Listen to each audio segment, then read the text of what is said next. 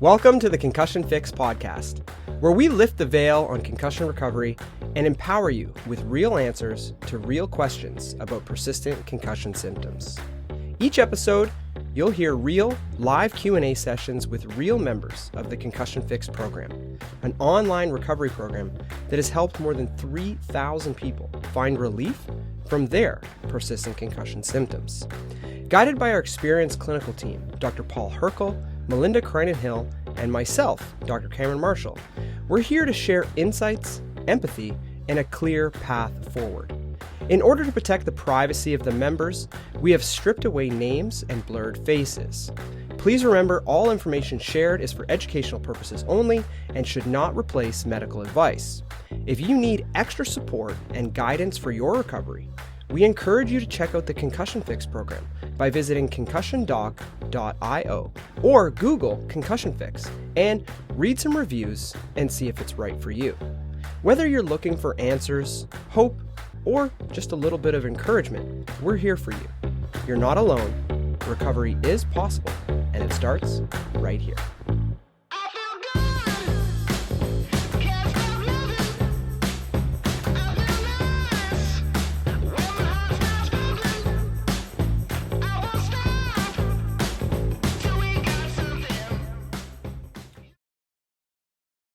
All right, welcome to Q&A day.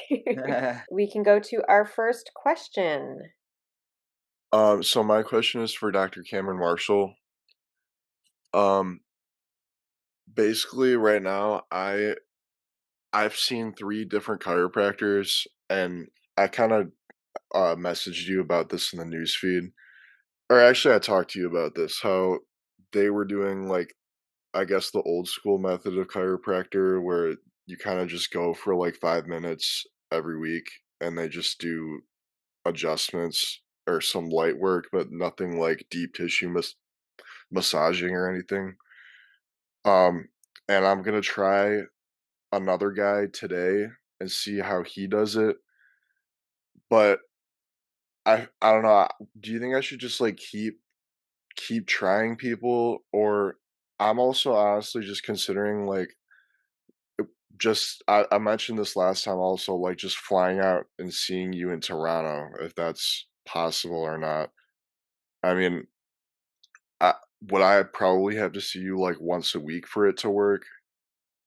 I don't know, that's kinda my question. Yeah, I mean, it depends on what the issue is, Yeah. and how, dysfunctional things are. Um, It feels like my neck is, like, worse than it's been, and so I got my injury, like, 2.5 years ago now, and for the past month or 2, my shoulders are sore and my neck is super sore in the morning, and I think it's because I've been studying for an exam. I think that's my theory, like, I don't know, like, maybe having bad head position on a computer or something, but yeah, so yeah, possibly. I mean, the reason I don't encourage people to like come and see me is because A, you'd have to spend a lot of time here, or you'd be like flying in, flying out, flying in, flying out for, you'd spend so much money on plane tickets back and forth, or you'd be stuck in a hotel or something for, let's call it 6 weeks. And yeah. then inevitably, if you have neck dysfunction, it's likely to return. Right? It's not something that, Mhm. like, you just fix it and it's gone forever. Usually what happens is you get it to a place where you're good for, like, let's call it 6 months, and then things will kinda tighten back up again, right?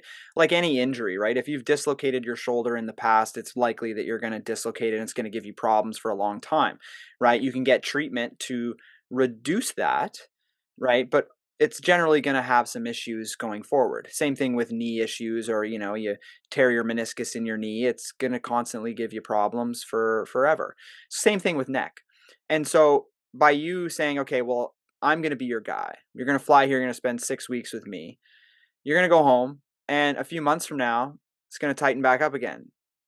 And your response can't be like, I'm going to fly to Toronto every time my neck gets a little bit tight. It's better to try and find the person in your area that you can rely on when things like that happen, so that you have it closer to home, you know what I mean?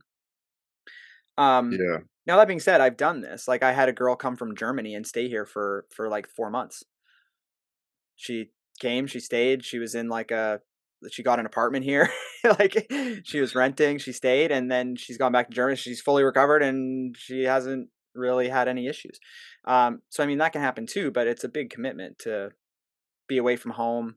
Then how's your diet going to be when you're eating takeout every day? And I don't know.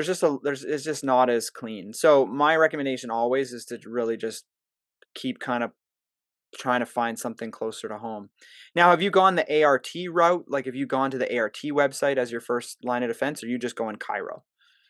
The first 3 people I saw were ART. But they didn't do it? No. Well, I mean, I don't know. They barely massaged, like, it didn't even hurt at all, and they did adjustments.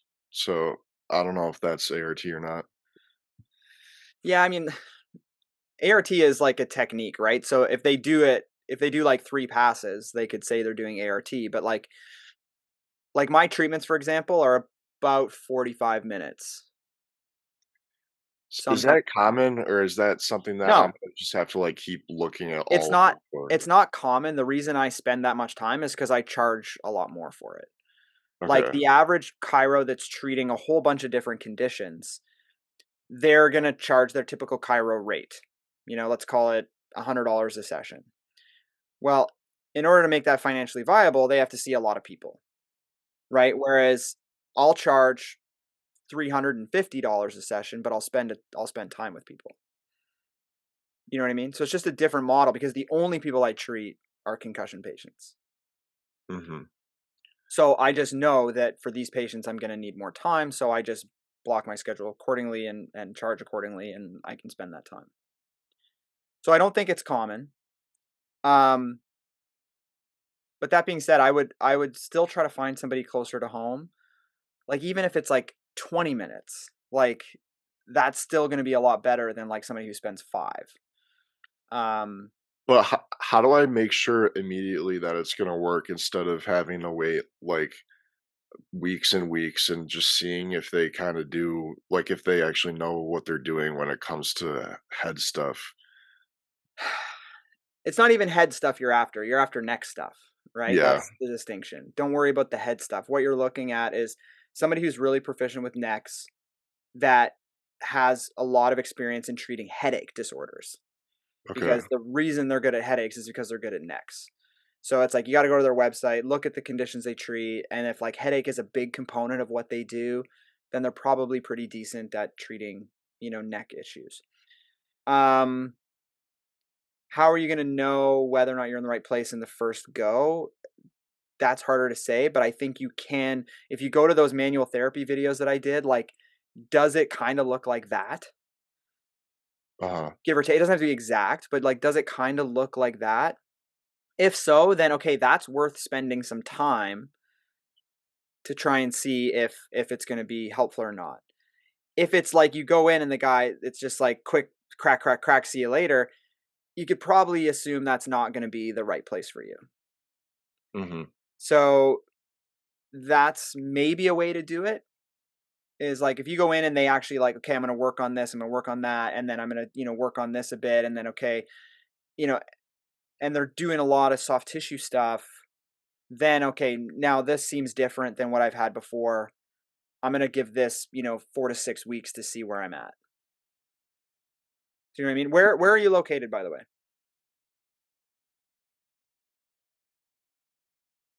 You're not actually that far. It's only about 4 hours to come see me if I'm yeah, driving. But by the time you go back and forth, you're going to be all messed up anyway. yeah. Um, I got a good guy in Windsor. I think I saw that guy, Jay possibly. Um, I forget the guy's first name, well, Chapieski. is he actually, I think I saw a different guy then. I think I saw a guy named Andrew that was on the map for the Was he concussion. Cairo? Yeah, Send me a direct message on the platform. okay, I got a guy who's like really good ART. okay, He's not affiliated with our concussion program, but that I don't think necessarily that's a big deal. You want somebody who's good with ART. Yeah, Windsor would be great. That would be like an hour drive, but that's fine. Yeah. So why don't I'll send you this guy's details. Okay. And I'll actually just even give him a call and say, kind of what you're dealing with and kind of like, what I would recommend just in terms of like how I treat this stuff.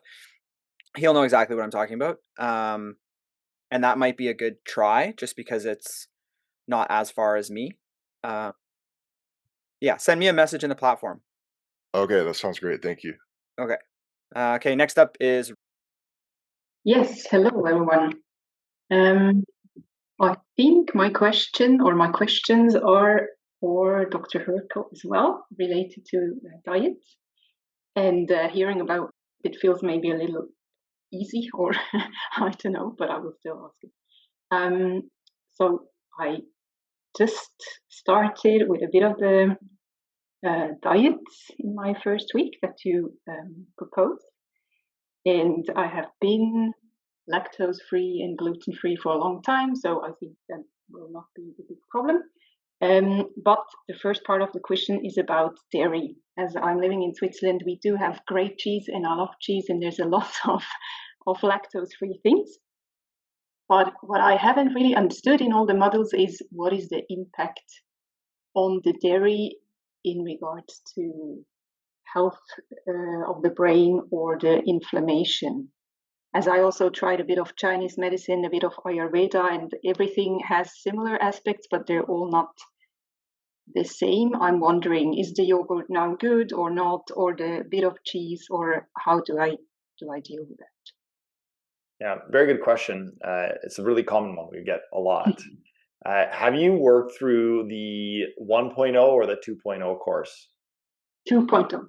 Okay, so in the 2.0, I really went to great lengths to clarify the whole dairy versus gluten and things we're trying to avoid. Because in 1.0, there was a little bit of confusion because in some of the live sessions and even some of the modules I mentioned, if you are dairy sensitive, you should avoid dairy products. That is because dairy, along with gluten, and I would say along with eggs, those are the top 3 food sensitivities that the published literature talks about, as well as I see in my clinical practice. They happen to also be the 3 big staples for most people's breakfast, especially. And if you live in Switzerland, you're getting all 3 of those because you have some really great options that I think are quite tasty, obviously, and probably the best versions of those, right? So when it comes to dairy, it really comes down to, are you particularly sensitive to dairy protein? Because you've mentioned lactose a number of times. Lactose is a sugar that's found in dairy products that people can't break down. And I rarely refer to lactose because lactose is a very obvious sensitivity. That's something that's an obvious intolerance. That's something that if you eat any dairy products, you are having loose stools or bowel changes immediately right away and you're rushing to the bathroom. That's because you can't break down that sugar. What I'm referring to when I talk about sensitivities is that there is an inflammation reaction to protein found in a food product. Now, we only talk about avoiding gluten-containing products in the course, and I explain in the course because there's many things that you could be sensitive to, but gluten has the strongest connection to the neurological system, as well as, of course, the gut system and others. But the goal is not to make the Concussion Fix diet as restrictive as possible, because I want our members to be able to still eat a very well-balanced diet, and I don't want this to be a huge obstacle for them to start implementing some of the changes. So we selected gluten as being the major thing to avoid, along with processed sugar and alcohol. Now, dairy products is not on that list, and so it comes down to you if you are sensitive to dairy. Now, how do you know that? Well, one of them could be, you don't necessarily feel so well after you drink a glass of milk. Some people will find that they tolerate cheese and yogurt better than they tolerate a glass of milk or something like ice cream. And that's because there is slightly more amounts of certain types of protein, certain types of fat in those particular more liquid and richer types of dairy. So do you find any sort of reaction to dairy after you eat it? Yes, and it's not always the same. So I've had probably problems with milk protein when I was a little baby because I couldn't tolerate cow's milk. Then it somehow grew out, and then it came back with about 16 years. And since then, I think it's definitely lactose intolerance, but then it sometimes depends. And I think it depends with stress levels, but then also sometimes I know, and sometimes it's just very hard to find. What I have diseases that go well, but now my doctor told me with the last blood test, my cholesterol is a little bit too high. And I'm like, oh, okay, maybe that has an impact also with the concussion. So is it now the good? Yeah. So concussions don't have impact on your cholesterol levels. I've had that question before, so that's not something you need to worry about. But definitely on gut function, because as Melinda has mentioned already, the nervous system plays a huge role on how you digest food. So it comes down to, as you've already said, sometimes if you have high stress levels or your nervous system is dysregulated, you're going to have more sensitivity and reactivity to food, where when you're more relaxed, you're having less reaction. So I think sometimes what happens when people have identified lactose, because that's the most common thing, when people go to their doctor and say, you know what, I don't feel good after dairy, the first thing their doctor says is avoid lactose containing products. So then they switch over to lactose-free cheeses or lactose-free milk, and sometimes that eliminates symptoms totally, but sometimes they still get some symptoms, as you've pointed out, with some things that they eat. Maybe not all of them. Now, you may also have a sensitivity to the proteins found in dairy products, and that is independent of lactose. And that might explain why some things you react to and some things you don't. And that comes down to the amount of these proteins that are in it and how strong the inflammatory reaction is to it. So one way that you can figure this out is avoid all dairy products in every way as much as possible. And then you can do that for about 3 to 4 weeks. Whether or not it's lactose, it's irrelevant. You want to avoid all dairy products. And then you can reintroduce one type of dairy product after every 2 or 3 days. So I'm going to just start with one type of cheese. So after that 3 to 4 weeks, start with one type of cheese and see how you feel. Assuming when you avoid it all, you should have some sort of improvement, whether it's gut related or whether it might be energy or something like that. So that's one easy way to try this. Mm-hmm. Nice. Okay, thanks a lot. So I think the second one about cholesterol is good for now. Thanks a lot. No, I have a question. Do you think it's correct that products with sheep or goat milk should be more easy to digest? Generally speaking, yes. Yes, generally speaking, goat and sheep products are easier to digest, but during the elimination, I suggest you avoid them too, because there's what's called cross-reactivity. So any dairy product is going to have a greater chance of reacting, whether or not it's sheep or cows, if you are sensitive to dairy. In my experience, definitely sheep and goat are less reactive, but I would maybe include that as part of the introduction. Maybe start with that, start with just a pure sheep's cheese or goat cheese, and then progress to actual cow's milk. And then if you do notice any sort of symptoms in that reintroduction, you have to go back to eliminating all dairy products for 2 or 3 days, let the symptoms subside before moving on to the next type of dairy to really give yourself an accurate representation. Okay, thank you very much. You're welcome. Good question. Okay, let's move on to... Hello, I have a question about exercise intolerance. So whenever I've done the Buffalo concussion treadmill test, and I figured out that, my max heart rate on like a good day is like 115 beats per minute before I, get up to the 3 symptom threreshold, or 3 point like increase or whatever. But like it's on like bad days, like because my symptoms kind of they fluctuate between the days. But on bad days, like uh like it's like 100 beats per minute that I get up to that 3 symptom threshold. So I'm kind of trying to figure out, like, do I have to change it day by day? Because I was thinking that I would just exercise at the same rate for the 2 weeks and then bump it up. Yeah. Now, typically with exercise, once you identify what your threshold is, that's kind of what your threshold is.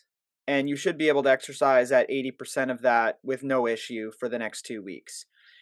If it's fluctuating, if that heart rate threshold seems to be fluctuating, then you have to consider that it's not actually the heart rate that matters, it's the other variables. So for example, if sometimes we'll do a treadmill test and somebody's walking, right? Because when you're walking, you get bouncing, so there's a little bit of visual motion going on. Maybe there's some neck dysfunction, and somebody might get symptomatic at a heart rate of, let's say, a 115. But is that related to the actual heart rate, or is that because that amount of bouncing up and down is actually what starts to trigger their symptoms? And then if you're having a bad day, maybe your neck's a little tighter, maybe your eyes aren't working as well that day, and now it happens earlier in the process.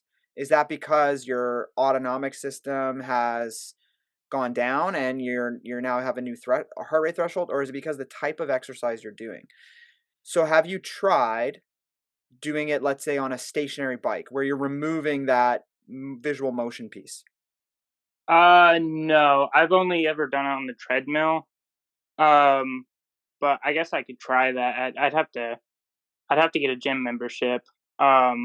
So yeah, I've never tried any other type of exercise. Other than just like, I mean, if I'm lifting up something, like, it'll spike my heart rate or, stuff like that.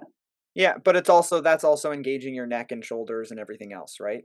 Yeah. So that's where it's really about isolating variables.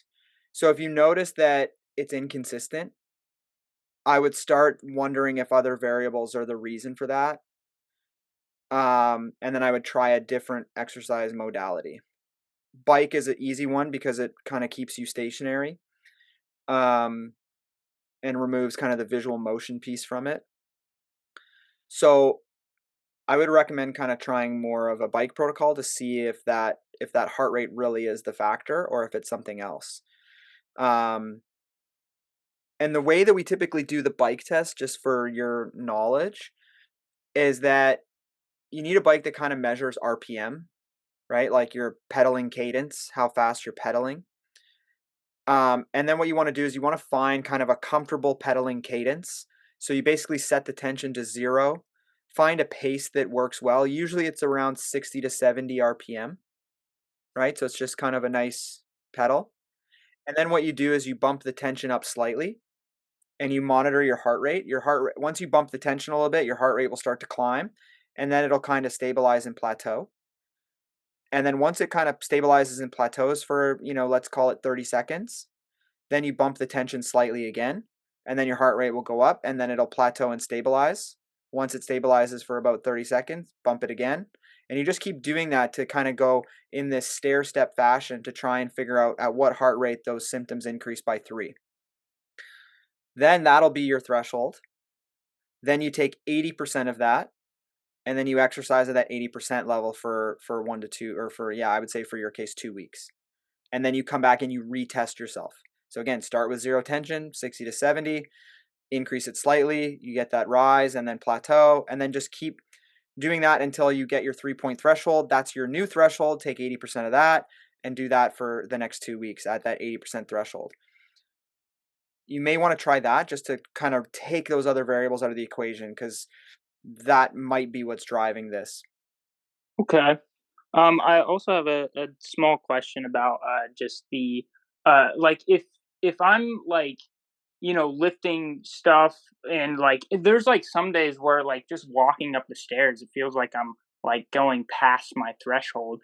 Is that like affecting? I know that like it usually, if you do go past your threshold, it only lasts for like a day or so. But like if I'm like passing my threshold every day, on those bad days where I can barely even walk up the stairs without, getting all of the symptoms, am I really actually even like recovering, I guess?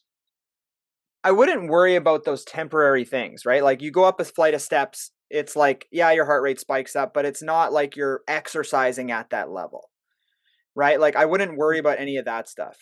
What you want is like the steady state cardio at the sub-symptom threshold level, right? Because as you do that, your capacity for doing things like going up the stairs or lifting something heavy will actually increase over time as well, right? If you go up the stairs and your symptoms spike a bit, I wouldn't consider that to be like, oh no, I'm setting myself back.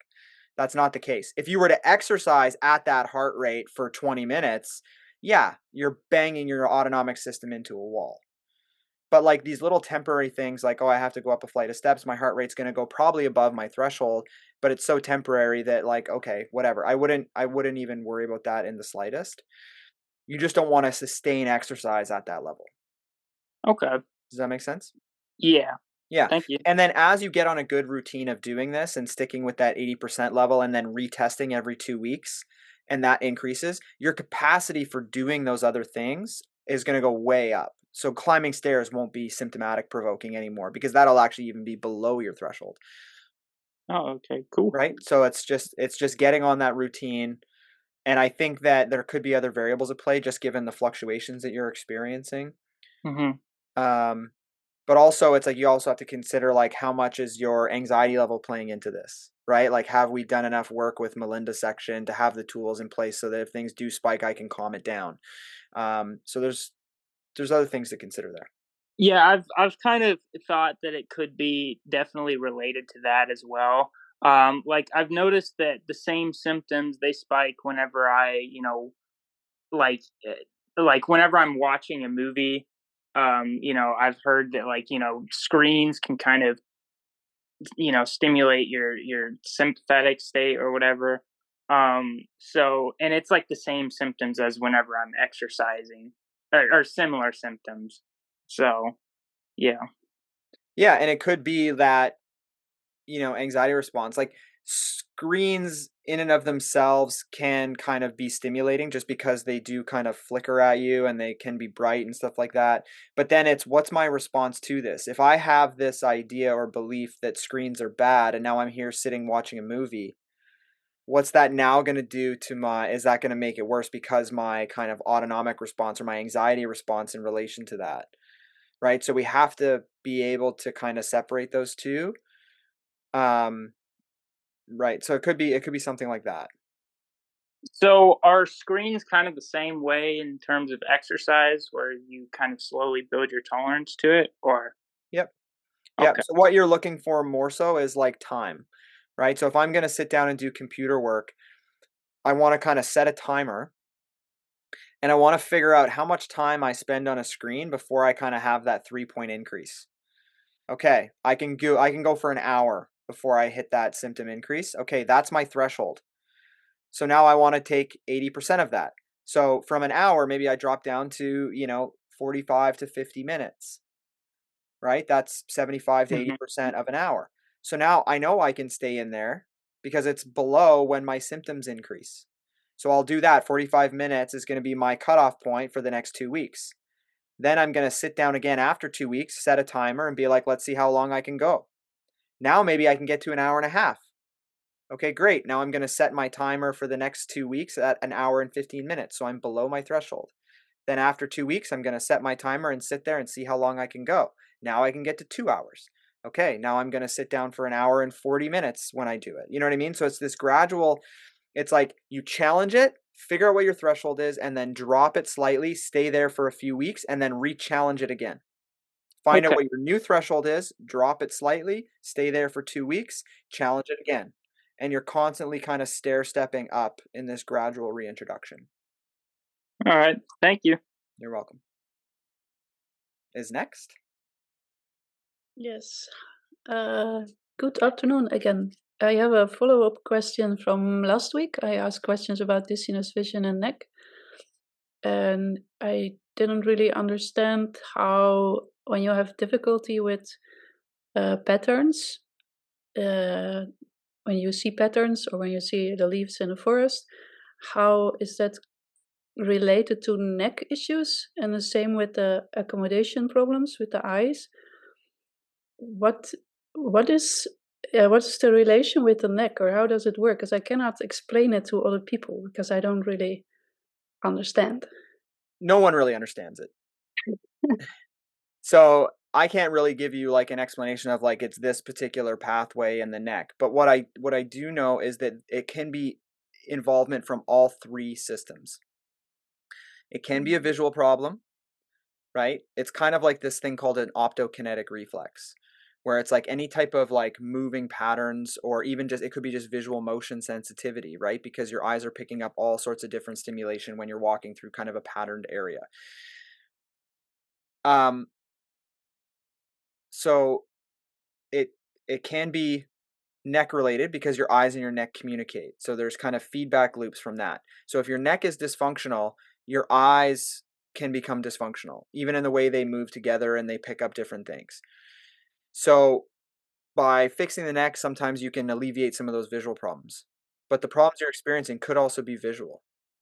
So you have to kind of look at it as like a triangle. And it's just working on all three components of that triangle to try and kind of narrow in on it.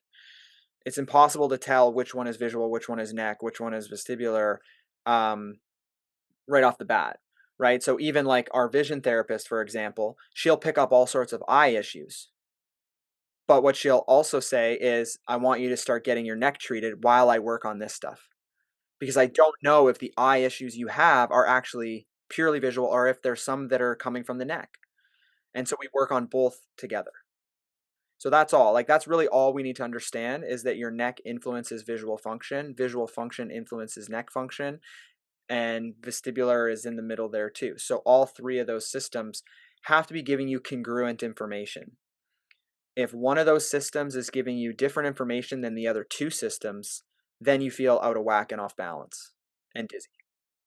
So you just have to figure out which part of that triangle is the dysfunction. And it could be two parts of the triangle that are dysfunctional. So that's why working on all three is kind of the best bet when you get to this rehab section. I always say that if you had to pick one and you could only like afford one, then I would always start with neck. Tends to be the cheapest, and the visual system and vestibular system can't work as well if the neck isn't working as well either. So I tend to start with neck. If neck reduces the symptoms and eliminates them, great. You don't have to do anything else. If you do a lot of neck work and you're still having the issues, now you have to add in the other two pieces. Okay. Yeah, we did start with the neck, but I stopped with the neck now because of all the dizziness. But if I... So the neck treatment was making you more dizzy? Yeah, we first we did the neck, and then proprioception, and then rehab, and then we went to the eye exercises, and then things went wrong. So I would continue with the neck as you do the eye exercises. Because what happens is, if there's neck dysfunction there and you've kind of cleaned it up, let's say, but then you start doing vision exercises, it'll make the neck dysfunctional again if you're not continuing to focus on it. Okay, so we should do both. Yes. Yeah, I'm a bit cautious now because it went so wrong 2 weeks ago. So, but I should go back with the neck and back on the eye exercise.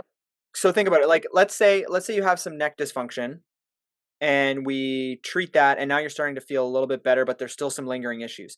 Those lingering issues might still be some ongoing neck dysfunction, but as soon as you start doing eye exercises, that's going to challenge your neck. Remember, every time your eyes move, it's engaging your neck. Mm-hmm. Yeah, okay. And so if that happens, now that is going to get tighter, let's say, and now start to cause all those types of same symptoms. You're thinking, oh, it's the eye exercises that are doing it, but it might be the eye exercises engaging the neck. And if we're not working on continuing to keep that neck nice and loose, then you start to get all those symptoms coming back. So that's why you want to do them. So you do vision exercises, you start getting some dizziness and stuff, and then you treat the neck. And now it reduces. So it allows you to continue doing the vision rehab, but keeping the symptoms at bay because you're addressing the neck at the same time.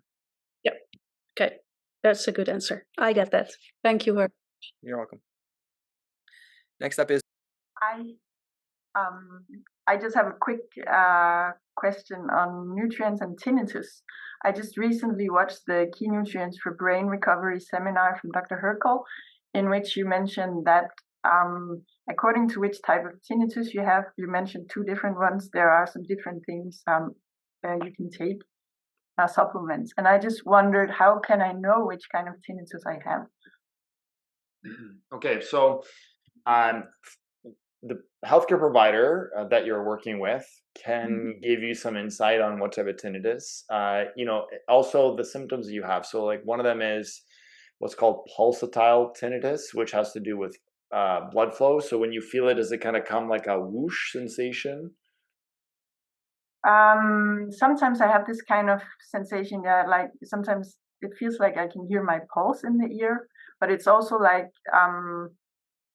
a mix of a very high pitched tone and then the sound like a buzzing noise, like sitting in an airplane. Okay. Yeah. Because some of the main reasons why tinnitus happens is it's a neurological issue or it's a blood flow issue. Obviously, the two of them are connected. But those are the 2 things I was talking about in that particular presentation that you're referring to.